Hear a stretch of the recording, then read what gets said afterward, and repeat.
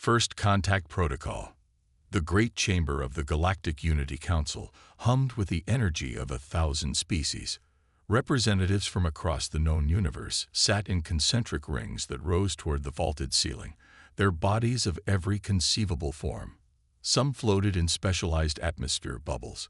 Others sat on conventional seats, while several existed as shimmering energy patterns projected above specialized platforms. At the center of it all, Commander Zelaran Vexillus waited, his copper-toned scales shifting nervously as the ambient light played across their surface. 6 cycles as the Exploration Fleet's senior assessment officer had earned him respect, but this assignment had caught everyone by surprise. "Commence briefing on Exploration Target 12 Sol 3, announced High Counselor Marivax, her voice resonating from all 4 of her speech organs simultaneously. As the eldest member of the unified planets, the crystalline being's multifaceted body refracted light in dazzling patterns that signaled her formal authority. Vexillus stepped forward, activating the holographic display with a gesture. The image of a blue-green planet, swirled with white clouds, rotated slowly above the central platform. "Esteemed representatives of the Unity," Vexillus began, his voice steady despite his anxiety. "I present assessment findings for System Sol, 3rd planet, locally designated Earth. This world presents a most unusual case." The hologram expanded to show the planet's orbital space, a scattering of primitive satellites, a small orbital platform, and considerable debris. As you can observe, Sol 3 has minimal defensive capabilities. No energy shields, no planetary defense grid, no battle platforms. Their technology is rudimentary by our standards. They have barely established a permanent presence on their own satellite. Several delegates chittered or buzzed with amusement. Such primitive worlds were typically easy integration candidates or simple conquests for the less diplomatic member species. Yet, Vexillus continued, raising one clawed hand. "No species has attempted formal contact with this world in over 300 cycles. This contradicts all standard protocols." The chamber fell silent. The planet is resource-rich and strategically positioned. The dominant species, humans, remain fractured into competing governmental entities. By all established assessment metrics, it should have been integrated into our unity or claimed by a dominant species long ago. Vexillus touched his control panel, and the display showed a flashing symbol that all present recognized: the Universal Warning Indicator. Every reconnaissance mission to Earth concludes with identical advisory markers. Non-intervention strongly recommended. Yet none of these reports explain why. High Counselor Marivax's crystalline body pulsed with deep blue light, a sign of profound interest among her kind. "Have you consulted the sealed archives?" she asked. "Yes, High Counselor. All detailed records have been classified under the highest security protocols. Even with my clearance, I cannot access them." Murmurs rippled through the assembly. Classified records at such a level were extraordinarily rare in the open unity. "Curious indeed," Marivax hummed. "What do you propose, Commander Vexillus?" Vexillus straightened to his full height, his dorsal ridge extending slightly, a sign of determination among his species. "I request authorization to lead a comprehensive observation mission to Earth. We will employ our most advanced stealth technology to thoroughly study this world and determine why it remains untouched despite its apparent vulnerability." "This is unusually ambitious for an officer of your rank," noted Delegate Ozarax, an ancient being composed of interwoven gaseous tendrils. "Perhaps," Vexillus acknowledged with a respectful dip of his head. "But I have studied Earth's transmitted communications for a full cycle. There is something distinctive about these humans." His claw tapped the controls again, and the display showed fragments of Earth broadcasts. Humans engaged in warfare, athletic competitions, artistic performances, and scientific endeavors. They dedicate significant resources to imagining conflicts with extraterrestrial civilizations, Vexillus explained. And in these fictional scenarios, humans invariably triumph, despite facing technologically superior opponents. The delegates exchanged glances through various sensory organs. "This makes no logical sense," Vexillus continued. "A species with such primitive capability imagining victory against civilizations like ours. I believe there is more to these humans than our surface scans indicate." After a prolonged silence, High Counselor Merrivax's crystalline body pulsed with golden light, the signal for a decision. "Very well, Commander Vexillus. You shall have your observation mission. Take a specialized team and your most advanced stealth vessel. Observe only. Make no contact under any circumstances." Vexillus bowed deeply. "Thank you, High Counselor." As he departed the chamber, Vexillus couldn't suppress the vibration of excitement that rippled through his scales. What secret could this seemingly unremarkable planet harbor that kept the mighty civilizations of the galaxy at bay? He was determined to discover the answer and ensure his name would be recorded in the annals of galactic exploration. Little did he know that Earth was about to challenge everything he thought he understood about the universe and its inhabitants. 3 lunar cycles later, Vexillus stood on the command deck of the Silent Observer, the most advanced stealth vessel in the Unity fleet. The ship's hull incorporated quantum phase material that absorbed all forms of electromagnetic radiation, rendering it effectively invisible to primitive detection systems. Its propulsion system generated zero thermal signature, making it the perfect platform for covered observation. "Final systems check complete," reported navigation specialist Nix, her 12 sensory tendrils interfacing directly with the ship's computers. A member of the fluid form Vascae, she existed in a perpetual state of controlled molecular oscillation. "All stealth systems operating at optimal parameters. We are prepared to enter the Sol system." Vexillus surveyed his carefully selected team. Besides Nix, there was Kraz, a Taurillian military analyst whose exoskeleton bore the ceremonial markings of 100 successful assessments. Ilara, the xenopsychologist with silver-white fur and specialized empathic lobes that could detect emotional patterns across species, and 5 other specialists, each selected for their expertise in fields relevant to planetary assessment. "Remember our mission parameters," Vexillus said, his voice calm but authoritative. "This is observation only. No contact with the indigenous population under any circumstances." The team acknowledged their orders as Vexillus settled into the command chair. "Begin approach," he ordered. The stars blurred momentarily as the Silent Observer executed a perfectly calibrated quantum jump.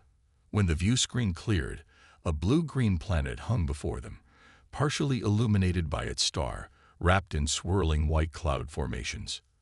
"Earth," whispered Ilara, her empathic lobes extended slightly. "Even from this distance, the emotional imprint is intense." "Begin comprehensive scans," ordered Vexillus. "I want detailed analysis of every aspect of this world. Perhaps we can discover what previous missions missed." The team worked efficiently, gathering data as the Silent Observer established a high orbit beyond the reach of Earth's primitive detection capabilities. Screens filled with information about the planet's atmosphere, geography, biosphere, and technological infrastructure. "This confirms our preliminary data," Kraz reported, his mandibles clicking thoughtfully as he processed the military assessment. "Their weapon systems rely primarily on chemical propellants and basic fission technology. Their most powerful weapons could barely damage our vessel's outer shielding. Their satellite network is rudimentary," added Nex, "primarily focused on communications, weather monitoring, and basic observation. They could not detect us even if we passed directly through their orbital plane." Vexillus frowned, his scales darkening slightly with concentration. "Then why has no species attempted integration? There must be something we're overlooking." "Their broadcast communications are fascinating," Ilara noted, monitoring Earth's electromagnetic transmissions. Thousands of channels transmitting entertainment, information, and data. The main view screen displayed dozens of human broadcasts, conflicts in various regions, political leaders engaged in debates, entertainment programs where humans portrayed fictional scenarios, and sporting competitions. They appear to be in a constant state of internal conflict, Kraz observed with professional interest. Territorial disputes, resource competitions, ideological differences. Any unified species could easily exploit these divisions. Perhaps that's the explanation, suggested Nix. Previous observers may have determined the planet holds insufficient value to justify intervention. But Vexillus wasn't convinced. Resources are resources, regardless of the political landscape. Division would make conquest easier, not more difficult. There's something else at play here. The team continued monitoring Earth's broadcasts, watching humans conduct commerce, create art, wage war, develop technology, and explore their own world. Their conflicts follow no logical pattern, Kraz noted, analyzing historical footage. In this World War event, they formed alliances but still sacrificed millions of their own kind. Yet they halted before achieving total annihilation, despite possessing the capability. And look at this, Ilara said, indicating another screen. They produce countless fictional narratives about alien invasions. In nearly every scenario, humans defeat the extraterrestrial forces despite overwhelming technological disadvantages. Vexillus's scales rippled with thoughtful patterns. We need more detailed information. Prepare the autonomous observation drones. We'll deploy them to multiple regions to gather closer data on human behavior and capabilities. Is that within mission parameters? Nix asked cautiously. The drones utilize the same phase shift technology as our vessel, Vexillus assured her. They will be undetectable to human sensors. We need to understand what makes these beings unique, what quality they possess that apparently concerns even the most powerful species in our unity. As the observation drones launched toward Earth's atmosphere, Vexillus watched the blue planet rotating slowly beneath them. Soon, they would have answers, though a growing uneasiness suggested he might not like what they discovered. The next phase of the mission would bring them closer to humanity than any official Unity representatives had ventured in centuries. As the drones disappeared into Earth's atmosphere, Vexillus couldn't shake the feeling that they were crossing a threshold, one that might fundamentally change their understanding of their place in the cosmos. The observation.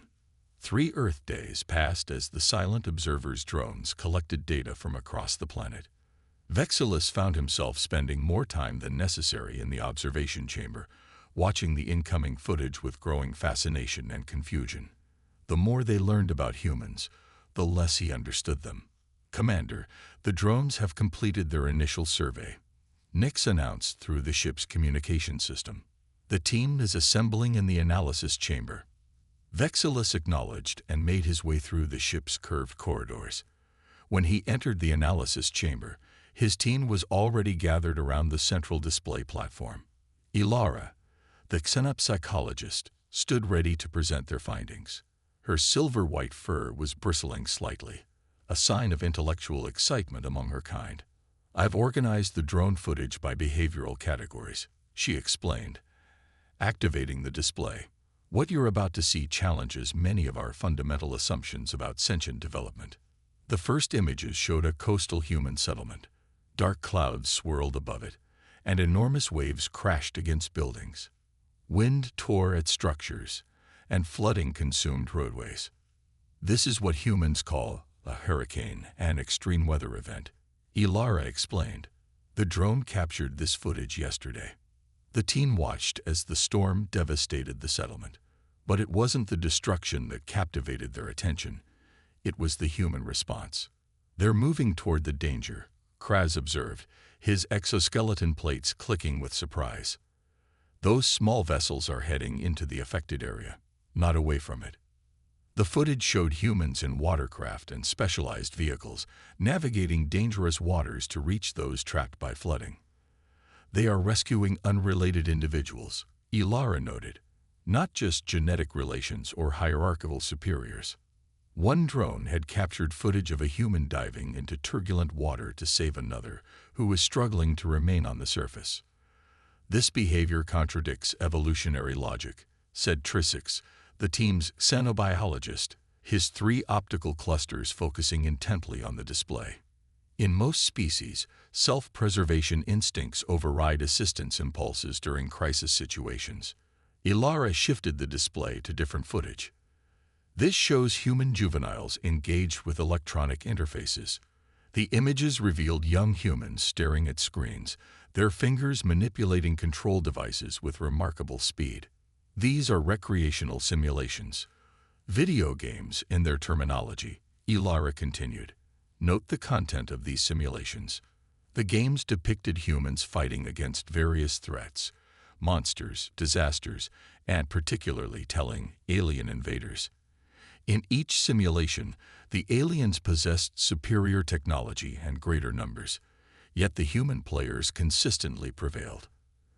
They conditioned their young to expect victory against superior forces, Kraz observed, his military mind immediately grasping the implications. They don't merely hope for survival. They anticipate triumph. The next sequence showed humans in darkened rooms, watching large projection screens. These are narrative entertainments, movies in their lexicon, Ilara explained. Observe the recurring themes. The team watched dozens of clips, humans battling enormous creatures, surviving apocalyptic disasters, and most prominently, defending their planet against alien invaders. Always outnumbered, always facing impossible technological disparities, almost always emerging victorious. Their entire culture celebrates overcoming superior opposition. Vexillus realized, his scales shifting to a pattern of deep contemplation. But why would a species develop such a specific psychological framework? Ilara displayed another compilation, humans climbing frozen mountains, diving into ocean depths, traversing burning deserts, and leaping from great heights with minimal safety equipment. They deliberately seek out dangerous situations, she noted. They voluntarily expose themselves to potential harm, not for resources or territory, but simply for the experience. No wonder they're considered dangerous, muttered Kraz. They practice confronting death as recreation. The final sequence showed something more unsettling. A human settlement destroyed by what the data identified as a seismic event. Rescuers discovered a small female child buried beneath collapsed structures. She had been trapped for 3 standard days without nutrition or hydration. Yet when they extracted her, she was conscious. Not merely conscious, Ilara pointed out, but displaying positive emotional signals. Physiologically impossible, stated Trisix flatly. No known sentient species could survive such conditions, particularly not in a juvenile developmental stage. This may be the key, Vexillus said, his voice quiet with realization. Humans don't merely fight. They endure. They anticipate hardship and pain. They prepare for it, and somehow, they derive strength from it. Ilara nodded, her empathic lobes pulsing gently. I believe we've identified their first exceptional characteristic. Humans possess psychological and physiological resilience beyond any cataloged species. They don't fracture under pressure. They become more formidable. The team fell silent, watching the small human child being carried to safety, still displaying positive emotional signals despite her ordeal. We need deeper historical context, Vexillus decided. Access the Unity archives.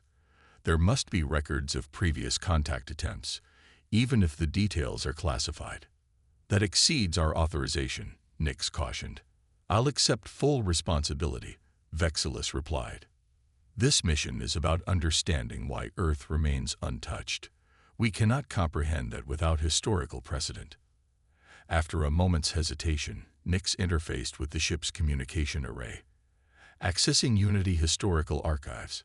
Authorization granted to limited classified files. The main display filled with information that few in the Unity had ever seen. Vexillus, Ilara, and Kraz leaned forward, their expressions transforming to astonishment as they read. This can't be accurate, Vexillus whispered. 3 distinct species attempted integration with Earth. All failed. The record showed details of previous contact initiatives. The first was from the Zovian Collective, a hive-minded species that had successfully integrated 12 worlds into their network. They dispatched assessment units to Earth approximately 1,200 Earth years prior. The Zovians never retrieved their assessment units, Ilara read. Their coordination vessel maintained orbit for a full lunar cycle, then departed the system. They immediately classified Earth as a prohibited contact zone. The second attempt was by the Meraxian Commerce Authority, a species known for establishing trade relationships that inevitably resulted in economic dependency and eventual absorption. They landed a small delegation in an isolated region 800 Earth years ago. According to this, Kraz noted with disbelief, the humans eliminated the entire Meraxian delegation using only primitive projectile weapons. Spears and arrows, Ilara clarified, against Meraxian environmental suits and defensive technology. The most recent record was particularly disturbing. Just 70 Earth years prior, the Drakari Imperative, one of the most feared warrior species in the known galaxy, deployed 5 warships to Earth. The Drakari had conquered worlds far more technologically advanced than Earth. None of the Drakari vessels returned. Vexillus read aloud. No distress signals, no escape pods.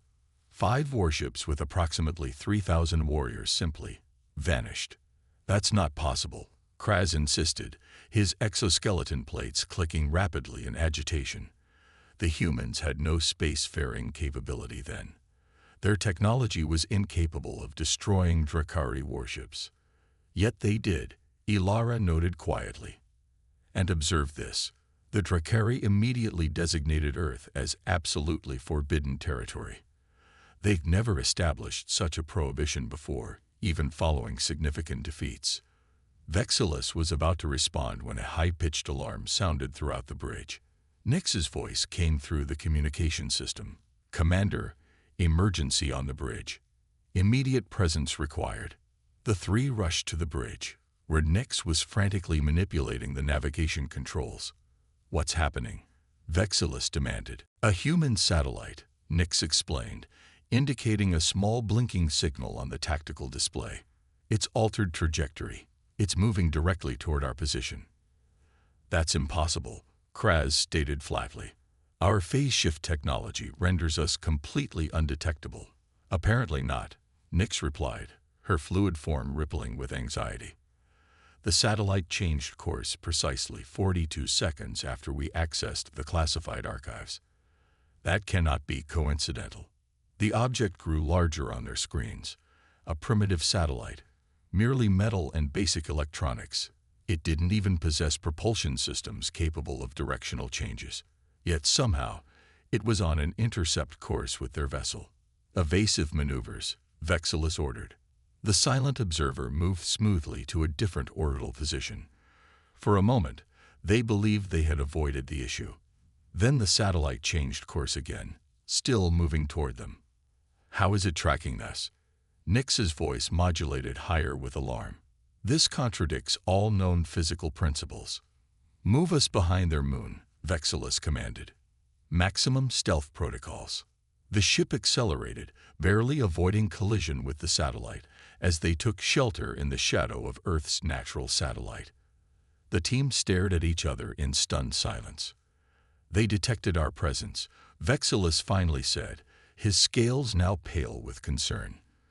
Despite our most advanced concealment technology, not only our presence, Ilara added, her empathic lobes now fully contracted in a defensive posture. They knew precisely when we accessed information about their previous encounters.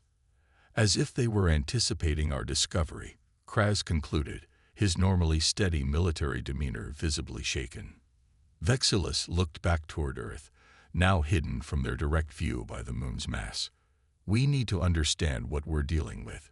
If humans can detect us despite our technology, what other capabilities might they possess that we haven't yet comprehended? Commander, Trisix called from his monitoring station. I've been analyzing the satellite's movement patterns. It wasn't on a collision course with us. Explain, Vexillus requested, moving to the xenobiologist's station. Its trajectory would have brought it within scanning range, but not impact range. I believe it was attempting to gather data, not destroy us. They wanted to observe their observers, Ilara realized. Vexillus considered this new information. Prepare the biological analysis drones. If we can't understand humans through their technology and broadcasts alone, we need to study them at the cellular level. Is that wise, Commander? Kraz questioned. If they can detect our presence. We need answers, Vexillus interrupted. The Unity Council must know what makes Earth different from every other world we've encountered. Deploy the drones with maximum stealth protocols. Target isolated human specimens to minimize detection risk. As the new drones prepared for launch, Vexillus couldn't shake the growing sense that they were no longer the watchers in this scenario. They had become the watched. And whoever, or whatever, was monitoring them seemed to be several steps ahead of their supposedly superior technology. What had started as a routine observation mission was rapidly evolving into something unprecedented in his experience. For the first time in his career, Commander Vexillus felt something unfamiliar ripple through his scales, a sensation his species rarely acknowledged. Fear. The breach. Biological analysis drones deployed and functioning at optimal capacity, reported Trisix from his station. All stealth systems engaged at maximum efficiency.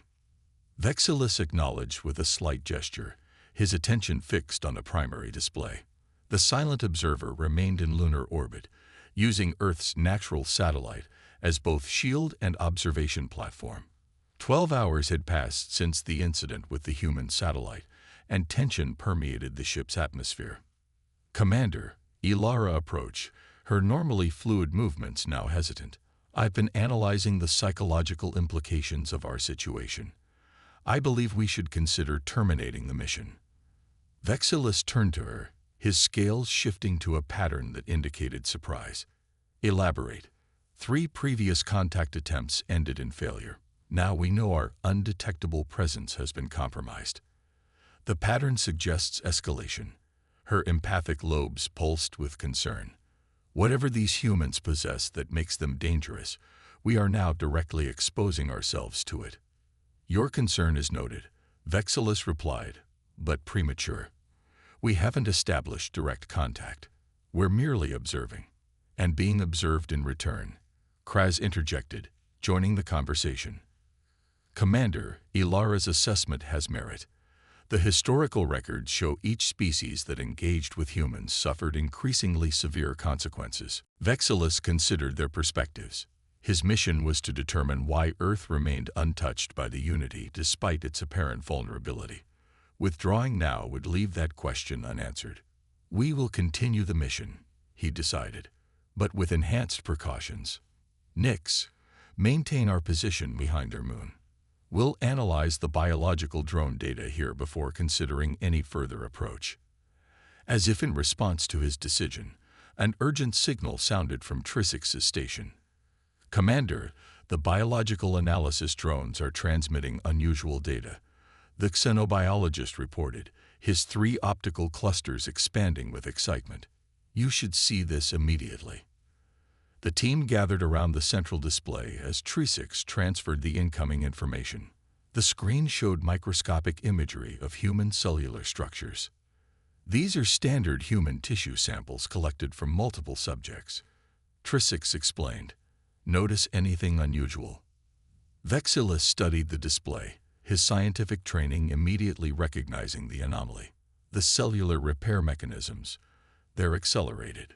Precisely, Trisix confirmed.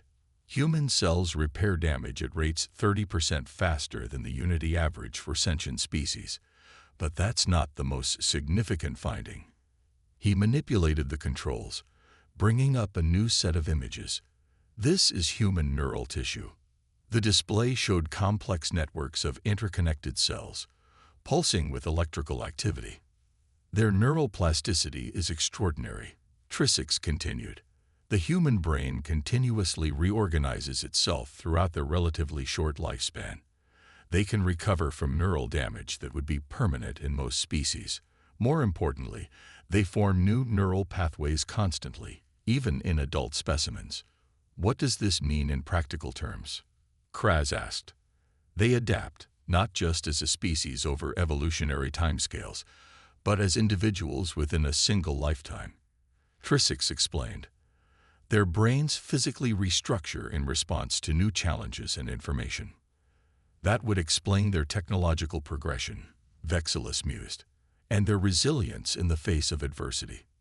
There's more, Trisix said, displaying another set of data. Their genetic code contains unusual sequences. Approximately 8% of human DNA originated from viral integration events. Viruses. Kraz's mandibles clicked in surprise. They incorporated viral genetic material. Their evolutionary history includes symbiotic relationships with pathogens. Trisix confirmed. Rather than merely developing immunity, they absorbed useful genetic sequences. It's unprecedented in our catalog species. Ilara's empathic lobes extended slightly, a species that incorporates what should destroy it.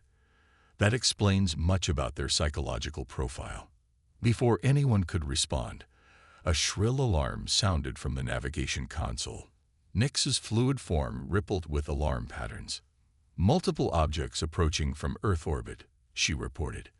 They appear to be primitive spacecraft. On screen, Vexillus ordered. The display showed 5 small vessels, clearly of human construction, moving away from Earth on a trajectory toward the Moon. They're not approaching us directly, Nyx noted. Current course suggests they're heading for the lunar surface approximately 400 units from our position. Maintain stealth protocols, Vexillus instructed. Continue monitoring. Commander, Kraz interjected. This timing cannot be coincidental. First, the satellite, now these vessels, shortly after we access their classified files. Agreed, Vexillus acknowledged. But they cannot possibly detect us behind their moon with their level of technology. The bridge fell silent as they watched the human spacecraft approach the lunar surface. 4 of the vessels established orbit around the moon, while the 5th descended toward the surface. They appear to be conducting some form of survey mission, Nyx reported after analyzing their movement patterns. Or searching for us, Kraz suggested ominously. That's not possible, Vexillus insisted, though his scales betrayed his uncertainty. Continue monitoring the biological drones. That data is our priority. Hours passed as the team analyzed the incoming information from the drones. The human vessels maintained their positions, showing no indication they were aware of the silent observer's presence. Commander, Trisix called from his station. I've completed analysis of human adrenal response systems. Their stress reactions are unique among cataloged sentient species. The display showed the chemical processes that occurred within human bodies during threat situations. Most species experience performance degradation under stress. Trisix explained. Fight-or-flight responses consume energy and reduce cognitive function. Humans, however, can enter a state they call hyperfocus during crisis situations. Their function improves under stress. Vexillus asked, incredulously. In specific ways, yes. Their reaction time accelerates, pain sensitivity decreases, and certain cognitive processes become more efficient. They can sustain this state for remarkable durations before exhaustion occurs. A species that functions better when threatened, Kraz remarked. The perfect defensive adaptation. A sudden alert from Nyx's station interrupted their discussion. Energy surge detected. One of the human vessels has activated some form of scanning technology. Impossible, Vexillus said. Their technology shouldn't be capable of. The scan is penetrating our phase shift field, Nyx reported, her form now pulsating with alarm patterns. They've detected us. Evasive maneuvers, Vexillus ordered. Take us to the far side of the moon. The silent observer moved swiftly, accelerating around the lunar body. The display showed the human vessels adjusting their courses in response. They're following us, Nyx confirmed, her voice modulating with stress. All 5 vessels have altered trajectory to match our course. How are they tracking us? Vexillus demanded. Our phase shift technology should render us completely undetectable to their sensors. Unknown, Commander, but the evidence is irrefutable. They know exactly where we are. Recall the biological analysis drones immediately, Vexillus ordered. Prepare for emergency quantum jump. The drones will require 30 time units to return, Trisix reported. We don't have 30 units, Kraz warned, indicating the tactical display. The human vessels are accelerating. Intercept in 18 units. Vexillus faced an impossible decision: abandon the drones and the valuable data they contained, or risk direct contact with a species that had somehow destroyed 3 previous contact missions. Commander, Ilara interjected, her empathic lobes fully extended. I'm detecting unusual emotional patterns from the human vessels. Not aggression or fear, curiosity. Explain, Vexillus requested. Their emotional signatures suggest scientific interest, not hostile intent. They're not preparing to attack. They're studying us. Vexillus considered this information.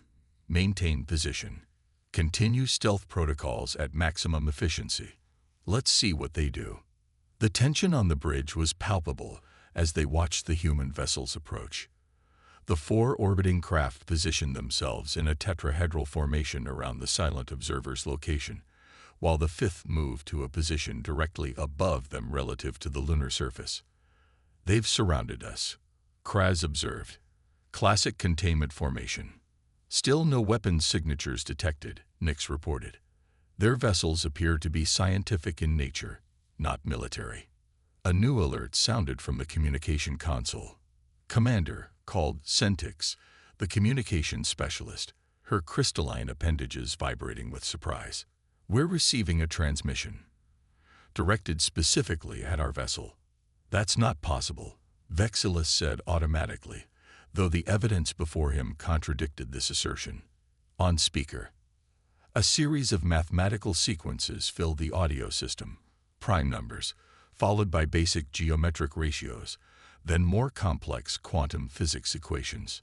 It's a first contact protocol, Centix explained, her crystalline structure glowing with excitement. Similar to what we would use when initiating communication with a new species. They're establishing a mathematical baseline for communication. They're not trying to attack us, Vexillus realized. They're trying to talk to us. Commander, Kraz warned, responding would violate our mission parameters. We were instructed to observe only. Our mission parameters became invalid the moment they detected us, Vexillus countered. The situation has fundamentally changed. The biological drones are returning, Trisix reported. They will dock in approximately 10 time units. Maintain our position until the drones return, Vexillus decided. Make no response to the transmission for now. The human vessels maintained their formation, continuing to transmit the mathematical sequences. As the minutes passed, the sequences became increasingly complex, incorporating principles of quantum mechanics that should have been beyond human understanding. Commander, Centix called, her tone urgent. The transmission has changed. The mathematical sequences ceased, replaced by a clear voice speaking in the primary human language. Unknown vessel, this is Captain Sarah Chen of the Earth Science Vessel Curiosity. We know you're there. Your cloaking technology is impressive, but you're generating a quantum displacement field that our instruments can detect. We mean you no harm. We simply wish to establish communication. Stunned silence fell over the bridge. How is this possible? Vexillus finally asked, his scales now pale with shock. Their technology shouldn't be capable of detecting our quantum displacement field, let alone understanding what it is.